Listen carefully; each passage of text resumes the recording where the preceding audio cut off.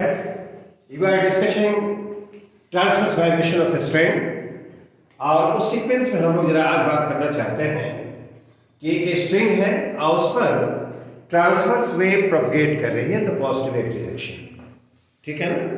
And the wave is propagating in the positive x direction और the equation of the wave has been given y equal to a sin kx minus omega t। तुम लोग पता है y is the displacement, a is the amplitude और t क्या है, wave number, omega angular frequency, ठीक है। और इस स्ट्रिंग के लिए जो डेंसिटी है मास पर unit volume that is rho. कहता है कि इसके यूनिट वॉल्यूम में जो काइनेटिक एनर्जी स्टोर्ड होगी पर यूनिट वॉल्यूम उसका एवरेज वैल्यू क्या है। We have to find the average kinetic energy stored in the string per unit volume, ठीक है। जो नॉन क्वांटिटी हमारे पास है उनके टर्म में हमारा एक्सप्रेशन आना चाहिए। I think the problem is clear.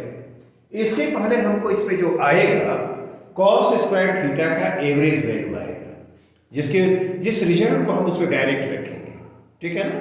तो cos स्क्वायर थीटा का average value on the range 0 to 2 पाई क्या होगा, वह होता है हाफ।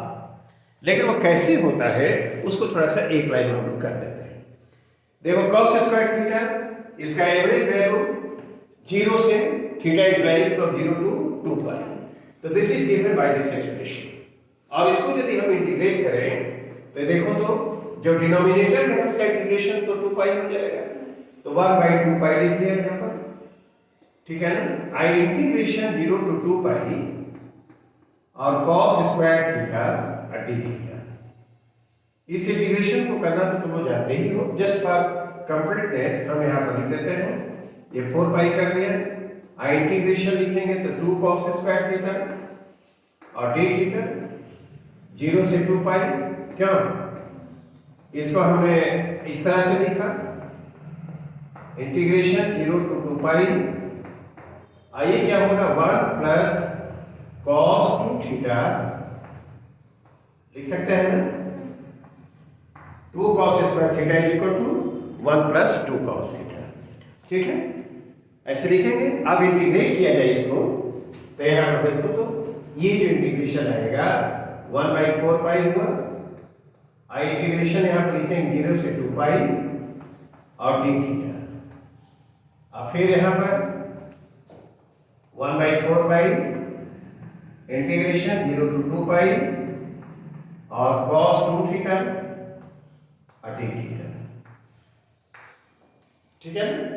ये कंप्लीट पीरियड पर हुआ तो इस इंटीग्रेशन का वैल्यू तो 0 हो जाएगा नहीं, और इसका क्या हो जाएगा 1/4 पाई और यह आएगा 2 पाई नहीं, तो इसका क्या आ जाएगा 1/2। ये रिजल्ट हम लोग डायरेक्ट यूज करेंगे।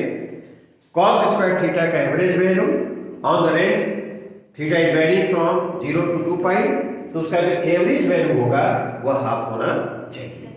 इस रिजल्ट को हम लोग यूज करेंगे। नाउ लेट अस सी जो प्रॉब्लम दिया है वह क्या होगा, ये तो याद रहे cos स्क्वायर थीटा का average value on the range 0 to 2 pi that is equal to half. I think this is clear. बहुत जगह पे इसकी जरूरत पड़ती है, ये रिजल्ट याद होना चाहिए।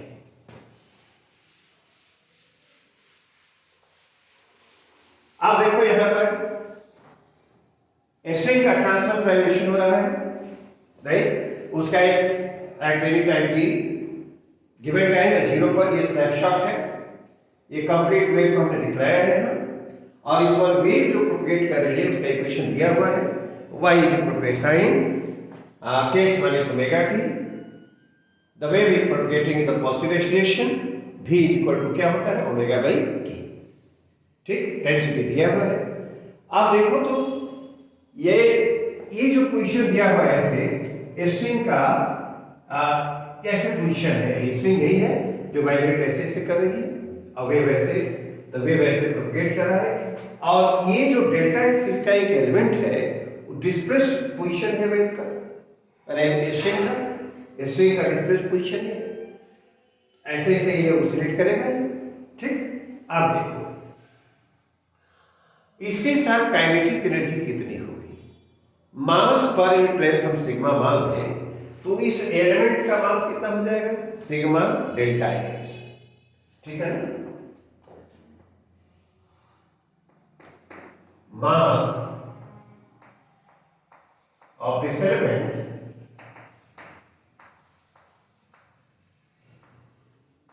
Delta x is equal to sigma और क्या? Delta x. ठीक है कि नहीं? ये सिग्मा क्या है?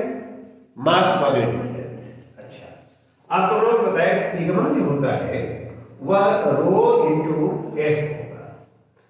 यदि स्ट्रिंग का क्रॉस सेक्शनल एरिया एस हो और डेंसिटी रो हो तो हमने सीखा है sigma would be equal to rho S.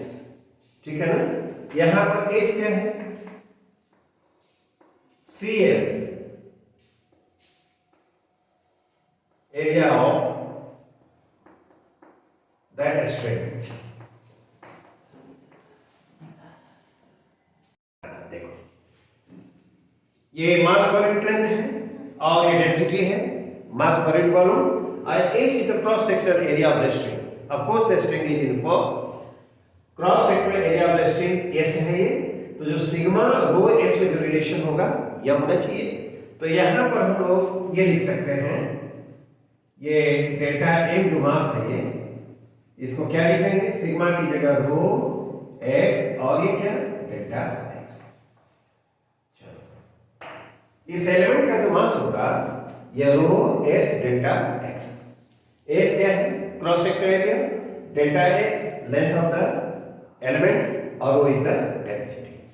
Okay, तो ये जो एलिमेंट है उसकी वेलोसिटी यदि v के बराबर हो तो ये बताओ तो उसके साथ काइनेटिक एनर्जी कितनी होगी?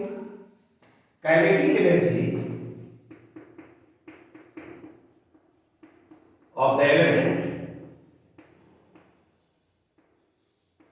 डेल्टा एक्स, या हम डेल्टा यू लिखे यू के। ठीक है ना? तो यह हाफ होना चाहिए। डेल्टा एम मास हो गया और उसकी वेलोसिटी का स्क्वायर। क्या ये लिखा जाए तो देखो हाफ डेल्टा एम की जगह क्या लिखेंगे? रो एस और डेल्टा एक्स और भी स्क्वायर। वाई क्या हुआ है? वाई एज ए फंक्शन यहां पर है देखिए। तो जो वेलोसिटी होगी इस एलिमेंट की तो y को t के रिस्पेक्ट में पार्शियल डिफरेंशिएट करते हैं। तो यहां पर जगह बनाते हैं और इसको देखो v equal to del y by del t। Del del t हुआ और यहां पर क्या लिखेंगे? y की जगह पर a साइन के एक्स माइनस ओमेगा। इसको डिफरेंशिएट किया जाए तो ये हो गया और कॉस के एक्स माइनस ओमेगा टी क्या और माइनस ओमेगा होगा। एक्स को तो कांस्टेंट की तरह ट्रीट करेंगे, क्या ये होना चाहिए? तो देखो ये भी की जगह ये आया और इसको हमने यहां पर लिखा तो डेल्टा यू के kinetic energy of the element delta x of the string वह जो आएगा वह आ जाएगा हाफ रो एस और डेल्टा एक्स। अब भी स्क्वायर इसका स्क्वायर करते ए स्क्वायर होते ओमेगा स्क्वायर और कॉस स्क्वायर के एक्स माइनस ओमेगा राइट। अब देखो ये kinetic energy associated with this element है। इस एलिमेंट की काइनेटिक एनर्जी हुई जिसका लेंथ क्या है? Delta x. अब इस एलिमेंट का जो वॉल्यूम होगा वह क्या होगा? S delta x. ये एलिमेंट जो तुमको दिखाई पड़ रहा है तो एलिमेंट हम ऐसे दिखलाए यहां पर। ये एलिमेंट ऐसे हुआ, ये एस हो गया और डेल्टा एक्स हो गया। नहीं तो इस एलिमेंट का वॉल्यूम कितना होगा? Length into cross sectional area S और ये डेल्टा एक्स एस हो जाएगा। तो ये जो एनर्जी एसोसिएटेड है तो क्या हुआ, इतने वॉल्यूम में है, तो पर यूनिट वॉल्यूम एनर्जी कितनी हो जाएगी, kinetic energy per unit volume,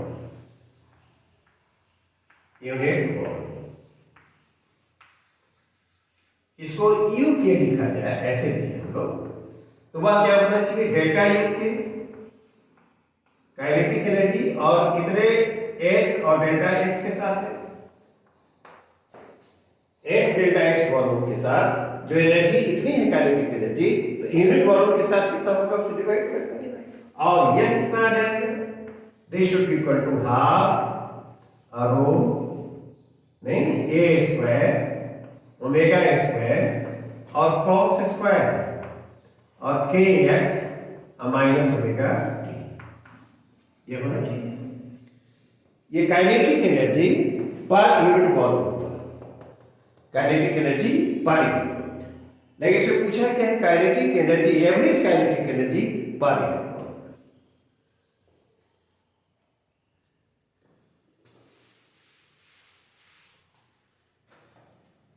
average kinetic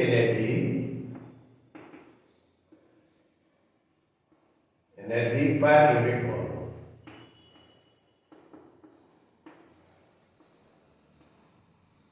नहीं ये लिखना होगा यू के एवरेज ऐसे, तो वह क्या होना चाहिए, half rho a square omega square और क्या, ये जो हमारे पास है कॉस स्क्वायर के एक्स माइनस ओमेगा टी, इसका एवरेज है क्या, और हमने अभी देखा है कि कॉस स्क्वायर थीटा का एवरेज वैल्यू क्या होता है, हाफ, तो यहां पर हम लिखेंगे, तो this will be equal to half a rho a square omega square और ए वैल्यू क्या है हाफ, तो ये कितना हो जाएगा 1/4 rho a square omega square, ठीक है ना, तो ट्रांसवर्स वाइब्रेशन हो रहा है और उस पर ट्रांसवर्स वेव प्रोपगेट कर रही है, वेव का इक्वेशन यह दिया हुआ है ना, तो पर यूनिट वॉल्यूम जो काइनेटिक एनर्जी होगी वह कितनी होनी चाहिए, 1/4 rho a square omega square, this is expression, I think this explanation is clear, very clear, ठीक है, सेविंग्स प्रीवियस टॉपिक में हमने अभी प्रीवियसली बताया कि ये काइनेटिक एनर्जी स्टोर्ड पर unit volume, average kinetic energy, आप देखते हैं कि average potential energy per unit volume जो होगा वो क्या होना चाहिए, the string is undergoing transverse vibration, transverse wave is propagating on it, the equation of the wave is given like this, density of the material of the string is 0, ठीक है ना, तो हम जानना चाहते हैं कि यूनिट वॉल्यूम में एवरेज जो पोटेंशियल एनर्जी स्टोर होगी वो क्या होनी चाहिए, उसके लिए एक्सप्रेशन निकालना है। अब देखो एक वो डिस्प्लेस्ड पोजीशन है स्ट्रिंग का, ठीक है ना, और उसका एक एलिमेंट हमने डेल्टा एक्स से लिया है, ये डेल्टा एक्स से डिस्प्लेस्ड होकर यहाँ गया है, और जब ऐसी इस पोजीशन में है तो यही लेंथ इंक्रीज कर वो डेल्टा ए हो गया है, ठीक, तो जो नेचुरल लेंथ है उसका क्या है डेल्टा एक्स है, और जो इंक्रीज लेंथ है वो क्या है डेल्टा एल है, तो जो एलोंगेशन प्रोड्यूस होगा उस एलिमेंट में वो delta L minus delta x, tension is T and that is in constant through out the string, tension क्या है टी कांस्टेंट है, टेंशन इन द स्ट्रिंग हम लिख देते हैं, टेंशन इन द स्ट्रिंग वह है ठीक है, तो डेल्टा एक्स जो नेचुरल लेंथ है जब डिस्प्लेस्ड पोजीशन पे वो स्ट्रिंग है तो वह इंक्रीज कर कितना हो गया डेल्टा एल, तो इंक्रीज लेंथ डेल्टा एल है और नेचुरल लेंथ कितना है डेल्टा एक्स है, तो इंक्रीज कितना हुआ delta L minus l, good, work done by the tension,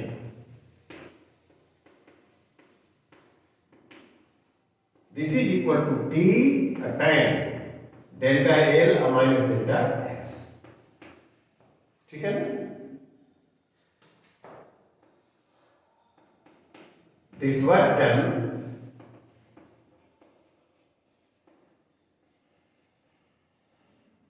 is stored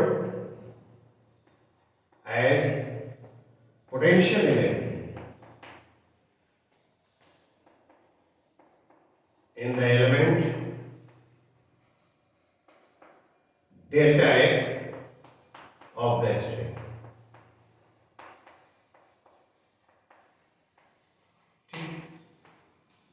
नहीं, ये बताओ तो अब ये जो, इसलिए पोटेंशियल इन डेल्टा यूपी जो होगा, ठीक है ना, डेल्टा एक्स में जो स्टोर्ड एनर्जी है डेल्टा यूपी, तो ये हुआ T times delta L minus delta x.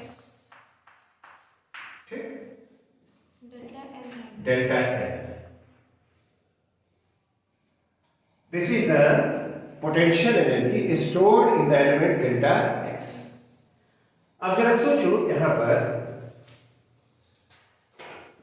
ये डेल्टा एक्स, ये वहां पर हमने राइट एंगल ट्रायंगल दिखाया है, डेल्टा एल का जो स्क्वायर होगा वो delta x square plus delta y square. तो डेल्टा एल का स्क्वायर हम लिखें क्या, that should be equal to delta x का स्क्वायर प्लस डेल्टा वाई का स्क्वायर। तो मैं काम करो, डेल्टा एक्स का स्क्वायर है, इसको ऐसे लिखो, बात 1 plus delta y by delta x. क्या कैसे लिख सकते हैं हम लोग? नहीं, तो ये डेल्टा ए लिखना होगा तो क्या लिखेंगे हम लोग? डेल्टा एक्स कर दें इसको, 1 plus delta y by delta x square I raised to the power half। Square root ले लिया, इसको बायनोमियल थ्योरम से एक्सपेंड किया जाए, ये जो delta y by delta x का स्क्वायर है 1 के कंपेरिजन बहुत छोटा है, तो इसको हम लिख सकते हैं 1 प्लस हाफ, ठीक है ना, delta y by delta x का स्क्वायर लिखा जा सकता है। अब तो delta L minus delta x, ये कितना हो जाएगा, इसको भीतर ले गए हम लोग, ये तो इधर लाए हैं, हाफ होगा ये और डेल्टा एक्स होगा क्यों, और ये डेल्टा वाई डेल्टा एक्स है, इसका स्क्वायर लिख सकते हैं। आप देखो तो डेल्टा यूपी जो लिखे हैं हम लोग, तो पोटेंशियल एनर्जी डेल्टा यूपी लिखना होगा, तो टी टाइम्स क्या, delta L minus delta x, यही है ना। तो अब इसको तुम टी लिख दो, और delta L minus delta x की जगह लिख सकते हैं half delta x delta y by delta x whole square लिखा जा सकता है। अब एक काम करते हैं हम लोग,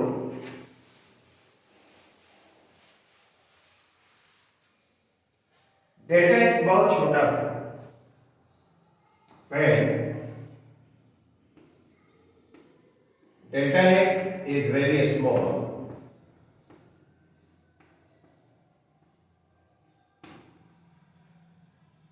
तो यहां पर ये delta y by delta x है ना, तो हम लिखेंगे इसको delta y by delta x,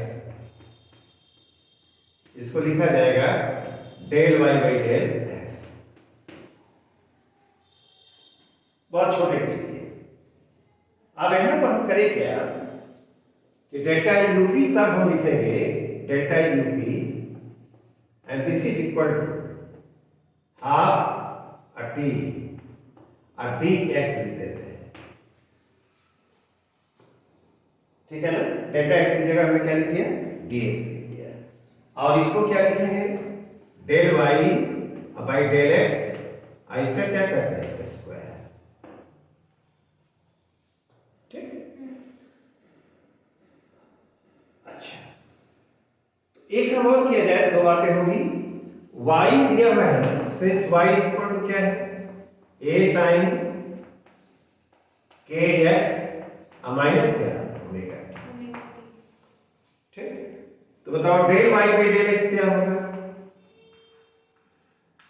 a होना चाहिए, और ये इसको डिफरेंशिएट करो, cos kx minus omega t i into k हो जाएगा। देन डेल्टा यूपी लिखना हो, ठीक है ना, तो ये क्या लिखेंगे हम लोग, हाफ और टी और dx लिख देते हैं, और इसको लिख देंगे a स्क्वायर k स्क्वायर और cos square kx minus omega t, क्या। अब यहां पर t एक चीज हम लोग देखते हैं ना, since v equal to root over t by sigma, बराबर बोले ट्रांसवर्स वेव, उसकी velocity v is given by root over t by sigma, t tension in the string and sigma is mass per unit length। एक बात होगी। अब यह जो ये कितना होता है, ओमेगा बाई के, ओमेगा बाई के।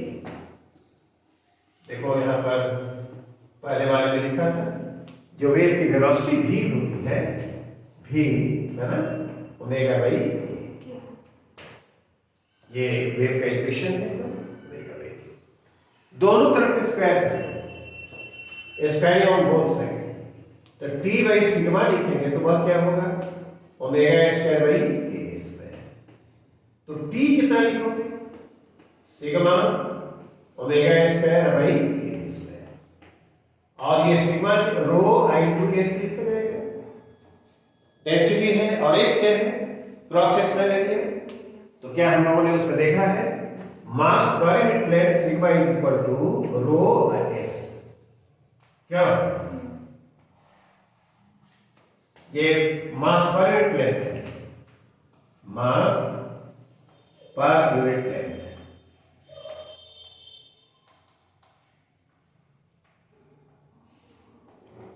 ठीक। और एस क्या है, cross sectional area of the string, s s क्या है, c s area of the string.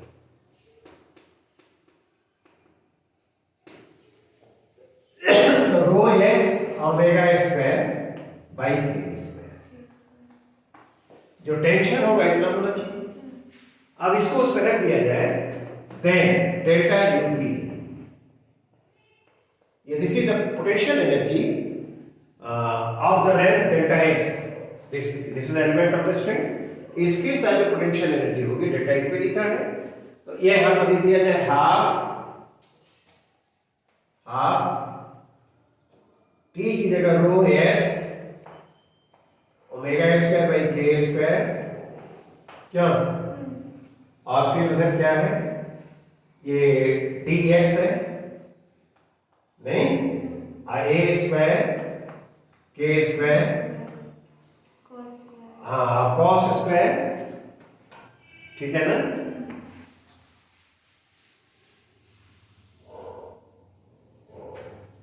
बोलो तो कितना है, कॉस स्क्वायर के एक्स माइनस ओमेगा,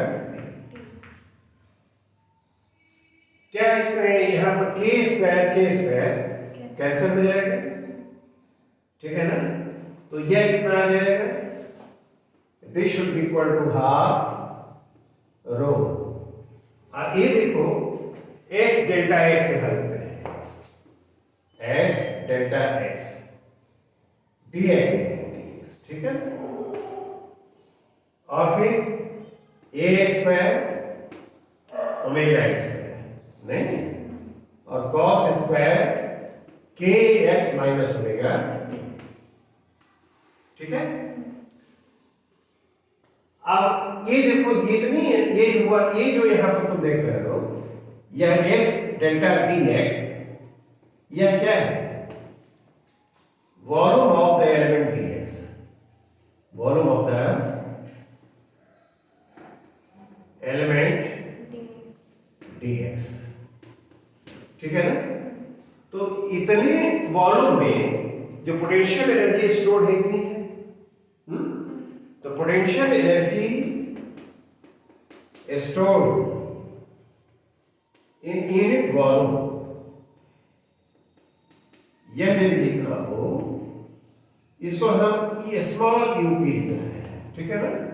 तो वह कितना हो जाएगा? डेल्टा यूपी क्या डिवाइडेड बाई एस और डीएक्स। इतनी पोटेंशियल एनर्जी स्टोर्ड है इतने वॉल्यूम में, तो यूनिट वॉल्यूम में कितना होगा लिख सकते हैं। तो यह लिखना होगा तो क्या करेंगे, यहां हम जरा देखते हैं।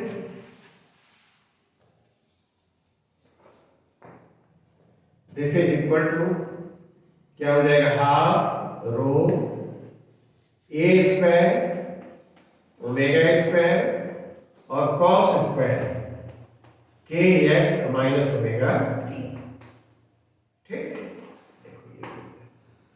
नहीं। तो this is the potential energy stored in unit volume of the string, ठीक है ना, which is undergoing transverse vibration and the transverse wave is propagating on it, and equation has been given, and that y is equal to a sin kx minus omega t. Rho is the density of the material of the string. These quantities are given. अब ये बताओ तो average हमको लिखना है, average potential energy, potential energy stored per unit volume,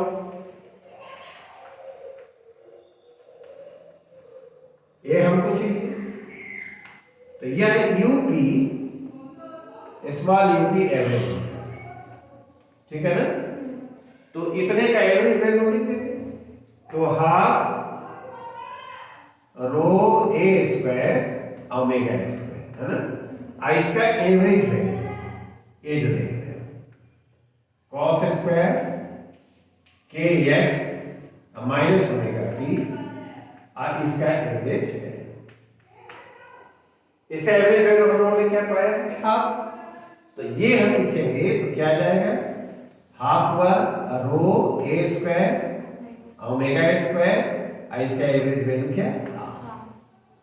cos square theta का average value half. क्या वही आगे नहीं, ये जो आया 1/4 रो ए स्क्वायर और क्या ओमेगा स्क्वायर।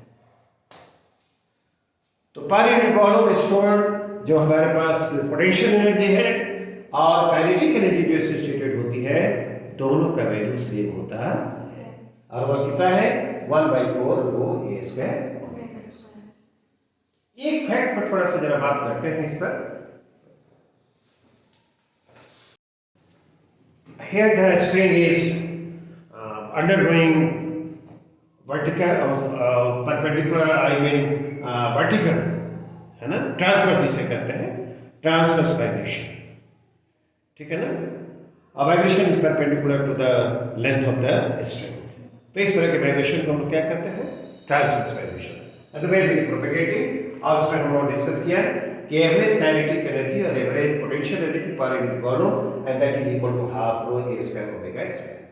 एक बहुत पेक्यूलियर बात इसमें हम लोग देखनी है, यहाँ पर देखना ही है कि जैसे सिंपल हार्मोनिक मोशन का ऑसिलेशन होता है, तो तुमने देखा है कि टोटल एनर्जी कांस्टेंट रहती है पार्टिकल की,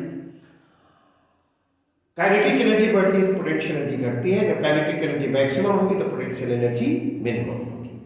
लेकिन इसमें यहाँ पर यह है कि देखो, ये एक हमने दिखाया इसका एक स्नैपशॉट और ये स्नैपशॉट क्या है, ये देखो ये पोजीशन है उसका, यहाँ ये जो देख रहे हो ये नॉर्मल लेंथ है, ठीक है ना, नेचुरल की पोजीशन में ये जो एलिमेंट है तो ये ऐसे वेव ऐसे जा रही है, उसका पोजीशन डिस्प्लेस पोजीशन है ये। तो यहाँ पर जो इक्विलिब्रियम वाला पोजीशन है वहां पर हम देखते हैं कि देखो नेचुरल लेंथ तो डेल्टा एक्स है और डिस्प्लेस पोजीशन में तो ये यहाँ वाला पोजीशन यहाँ है या यहाँ वाला पोजीशन यहाँ है, ठीक है ना। तो जो एलोंगेशन है स्ट्रिंग में दैट इज मैक्सिमम। जब एलोंगेशन मैक्सिमम होगा तो पोटेंशियल एनर्जी मैक्सिमम होगी। तो इस एलिमेंट के साथ जो पोटेंशियल एनर्जी होती है वो मैक्सिमम होती है। Since this element is passing through the equilibrium position, इसकी वेलोसिटी सबसे अधिक होती है तो उसके साथ काइनेटिक एनर्जी भी मैक्सिमम होगी। तो यहाँ पर जहाँ पर पोटेंशियल एनर्जी मैक्सिमम है जिस पोजीशन में, उसी पोजीशन में उसकी काइनेटिक एनर्जी भी मैक्सिमम। लेकिन यहाँ पर देखो इस एलिमेंट में जरा देखो ये डिस्प्लेसमेंट मैक्सिमम है, यहाँ पर आया है, तो ये जो पोजीशन ये यहाँ पर गया है तो there is no change, very small this is, तो there is no change in the length of the string. तो लेंथ में जब चेंज नहीं है तो पोटेंशियल एनर्जी क्या होगी, जीरो। और जब हाईएस्ट पॉइंट पर यहाँ पर होगा तो इसकी वेलोसिटी क्या है इस एलिमेंट की, जीरो, तो इसकी काइनेटिक एनर्जी भी जीरो। तो यहाँ पर पोटेंशियल एनर्जी भी जीरो और काइनेटिक एनर्जी भी जीरो, ठीक है ना, इस पोजीशन के लिए। और ये ब्रेव पोजीशन में जो होगा तो वहाँ पर काइनेटिक एनर्जी भी जीरो और potential energy sorry kinetic energy maximum and potential energy is also maximum.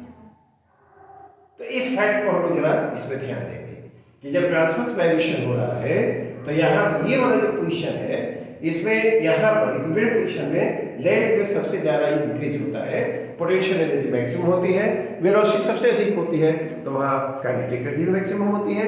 लेकिन ये जो पोजीशन है जो डिस्प्लेस पोजीशन यहाँ पर दिखाया गया है, मैक्सिमम डिस्प्लेसमेंट है, तो यहाँ पर स्ट्रिंग की लंबाई में इंक्रीज नहीं होता है तो potential energy zero and its velocity zero, so kinetic energy also zero. Okay, तो इस बात को हम लोगों को ध्यान देना चाहिए। I think this explanation is clear. That's all for today. Thank you.